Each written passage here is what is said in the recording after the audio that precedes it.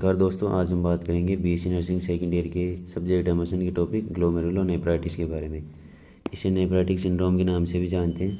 तो देखते हैं इसे शुरुआत से। Definition: it is an inflammatory condition of renal glomerulus that involves the other tissue of kidney, connective tissue, tube epithelium और ब्लड वेसल्स। इसमें क्या होता है, ये एक जो इन्फ्लामेटरी कंडीशन होती है किसकी, ग्लोमेरुलस की। जो किडनी में ग्लोमेरुलस होता है, नेफ्रॉन के अंदर जो ये होता है, यहाँ पर होता है जिसे नेफ्रॉन है, तो इसके अंदर ये ग्लोमेरुलस होता है। तो इसकी एक कंडीशन होती है जिसमें इन्फ्लामेशन हो जाता है और ये किडनी के अदर टिश्यू को भी, यानी अदर टिश्यू होते हैं इसके अलावा उसको भी इन्वॉल्व करता है, लाइक कनेक्टिव टिश्यू को, ट्यूब की जो एपिथेलियम होती है उसको और ब्लड वेसल्स को भी इन्वॉल्व करता है। मतलब इसके अंदर भी इन्फ्लामेशन हो जाता है। अब दो टाइप होती है इसके, पहला एक्यूट, दूसरा क्रोनिक। तो एक्यूट ग्लोमेरुलोनेफ्राइटिस क्या होता है, इसमें क्या होता है, ये एक्यूट ऑनसेट होता है, मतलब जल्दी हो जाता है और कम समय के लिए रहता है। और ये क्या होता है, एक्यूट फॉर्म में develop 2 to 3 week after a throat infection. मतलब ये क्या होता है कि जो थ्रोट इन्फेक्शन होता है अपने, उसके 2 से 3 सप्ताह बाद में भी हो सकता है।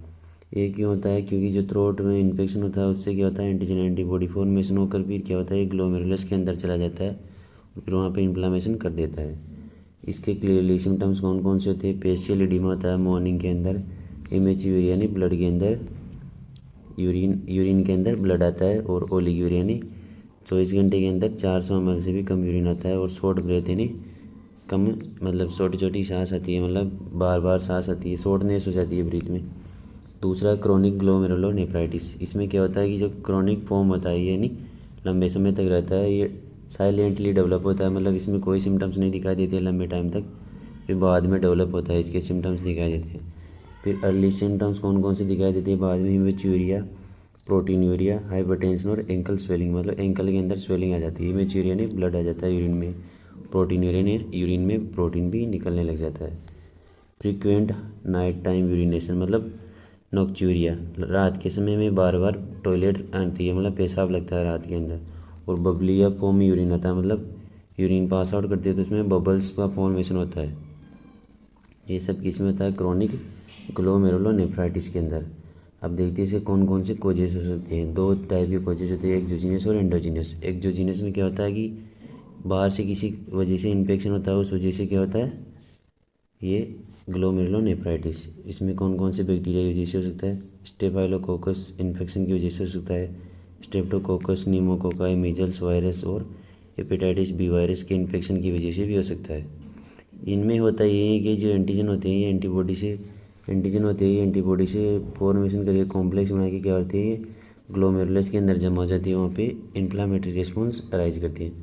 और जो एंडोजीनियस क्या होता है, इसमें इंटरनल बॉडी एलिमेंट क्या करते हैं, एंटीजन की तरह काम करते हैं। मतलब इसमें इंटरनल बॉडी एलिमेंट जो बॉडी के अंदर की चीज़ें होती है वो एंटीजन की तरह काम करने लग जाती है। दूर आगे देखते हैं पैथोफिजियोलॉजी, मतलब ये डिजीज़ कैसे प्रोग्रेस करती है। ड्यू टू इन्फेक्शन और इम्यूनिटी, मतलब किसी भी इन्फेक्शन की वजह से क्या होगा, एंटीबॉडी फॉर्मेशन होती है।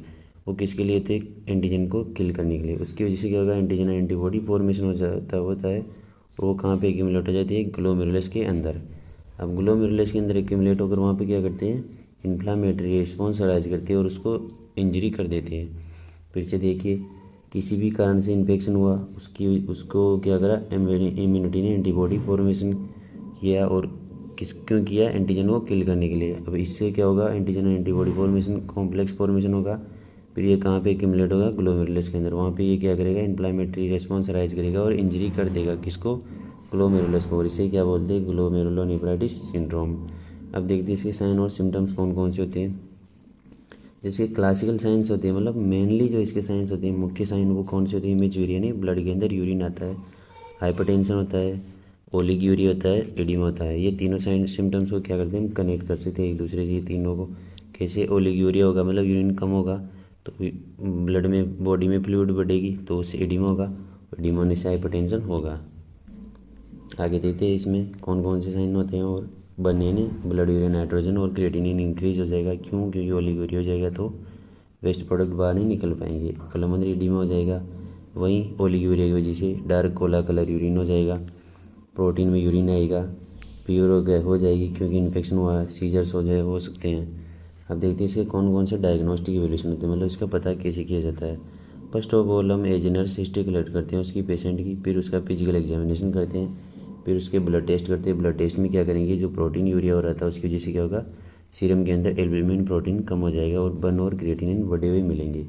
यूरिन टेस्ट करेंगे तो यूरिन में प्रोटीन और ब्लड मिलेगा, मतलब आरबीसी मिलेंगी। एएसओ करेंगे, एंटी स्ट्रेप्टोलाइसिन ओ टाइटर करते हैं। ये क्यों करते हैं, टू डायग्नोस स्ट्रेप्टोकोकल इन्फेक्शन है। स्ट्रेप्टोकोकल इन्फेक्शन को डायग्नोस करने के लिए क्या करते हैं, एएसओ यानी anti streptolysin O titre. Throat swab culture करते हैं क्योंकि थ्रोट इन्फेक्शन की वजह से भी ये हो सकता है। रीनल बायोप्सी करते हैं, इसके अंदर रीनल बायोप्सी के अंदर रीनल का एक छोटा सा टुकड़ा लेते हैं, उसकी स्टडी करते हैं, इसका मैनेजमेंट देखते हैं इसके अंदर क्या क्या करते हैं। एंटीबायोटिक्स देंगे, क्यों, क्योंकि इसमें इन्फेक्शन हुआ है तो उसको किल करने के लिए एंटीबायोटिक्स देंगे। कौन कौन सी, सिप्रोफ्लॉक्सासिन और लिवोफ्लॉक्सासिन। डायरेटिक्स देंगे क्योंकि ओलिगोयूरिया हुआ तो ओलिगोयूरिया में क्या होता है, यूरिन आउटपुट डिक्रीज होता है, उसको बढ़ाने के लिए डायरेटिक्स देंगे। थायजाइड, स्पाइरोनालेक्टोन और एसिटाजोलामाइड। एंटी हाइपरटेंसिव ड्रग्स देंगे क्योंकि ओलिगोयूरिया की वजह से एडिमा हुआ और क्या हुआ, हाइपरटेंशन हुआ तो उसको कम करने के लिए एंटी हाइपरटेंसिव देंगे। इसमें प्रोप्रानोल, एटिनोलोल और लोसार्टन होती है। आगे देते हैं कोर्टिकोस्टेरॉइड ड्रग इन्फ्लामेटरी रेस्पॉन्स को कम करने के लिए, और इसमें डाइट में मॉडिफाई करते हैं, कैलोरी बढ़ा देते हैं, लो प्रोटीन कर देते हैं, ये गलत है। ये रेस्ट्रिक्शन ऑफ कैल्शियम नहीं, calcium supplement maintain electrolyte balance, मतलब कैल्शियम के सप्लीमेंट भी देंगे उसको। नर्सिंग मैनेजमेंट में क्या करते हैं, maintain nutritional level of patient.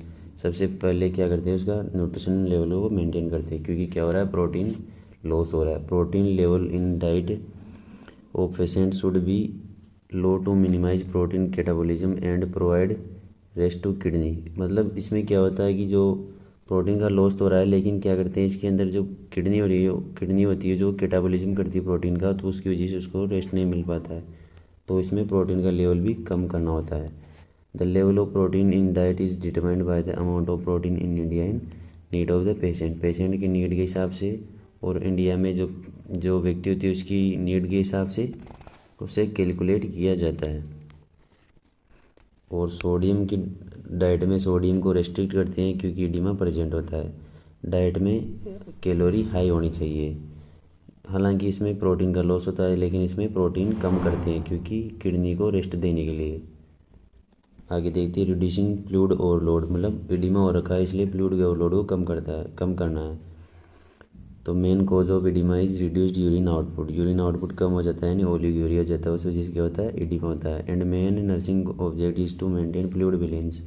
Check the weight of the patient, weight क्यों चेक करते हैं, ताकि एडिमा का पता चलता रहे। ओलिगोयूरिया मतलब यूरिन बाहर नहीं निकल पाता, तो उससे क्या होता है, अपने फ्लूइड ओवरलोड हो जाता है, उस वजह से वेट गेन हो जाता है। तो वेट भी चेक करते रहना है। इनटेक आउटपुट चेक करना है कि जितना पी रहा है उतना निकल रहा है। मेजर एडिमेटस पार्ट डेली, जिस पार्ट में एडिमा हो उसे डेली मेजर करना है, और वाटर इनटेक को लिमिट कर देना है ताकि एडिमा प्रेजेंट हो तो वो हट जाए। आइस चिप्स देने, ये क्या करता है, ये क्या करता है, जो थर्स्ट सेंसेशन होती है उसको कम कर देता है और एडिमा को प्रिवेंट करता है। हैंड कैंडीज देते, मतलब वो कैंडीज़ भी प्रोवाइड करते हैं उसे सक करने के लिए। रिड्यूसिंग फटीग भी कम करते हैं उसकी, मतलब थकान कम करते हैं। Provide adequate rest to the patient, increase activity level में cause increase in the catabolic activity. क्यों इन रेस्ट को क्यों प्रोवाइड करते हैं, क्योंकि जो इंक्रीज मेटाबॉलिक एक्टिविटी होती है वो क्या करती है, इंक्रीज जो फिजिकल एक्टिविटी होती है वो क्या करती है, कैटाबॉलिक एक्टिविटीज़ को बढ़ा देती है। उससे क्या होता है, उससे वहीं किडनी पर वापस कैटाबॉलिज्म का लोड पड़ सकता है। Provide mental relaxation to the patient, mental relaxation देते हैं पेशेंट को। प्रिवेंट रिस्क फैक्टर, जो रिस्क फैक्टर होते हैं उसे प्रिवेंट करना है। रिस्क फैक्टर कौन कौन से होते हैं, इसे क्या करते हैं, हम इम्यूनोसप्रेशन ड्रग्स भी देते हैं, तो उसे कोर्टिकोस्टेरॉइड देते हैं, तो क्या करते हैं, उसको इन्फेक्शन के चांसेज रहते हैं, तो उसे इन्फेक्शन से बचाने के लिए आइसोलेट करना है। Nurse should be alert for the symptoms of sore throat and other feature of infection in the patient, मतलब सोर थ्रोट और इन्फेक्शन के फीचर्स के प्रति नर्स को क्या करना पड़ता है, अलर्ट रहना पड़ता है। मेंटेन स्किन इंटीग्रिटी, स्किन की जो इंटीग्रिटी होती है उसको मेंटेन रखना होता है। क्यों, क्योंकि एडिमा के अंदर स्किन इंटीग्रिटी डिस्टर्ब हो सकती है।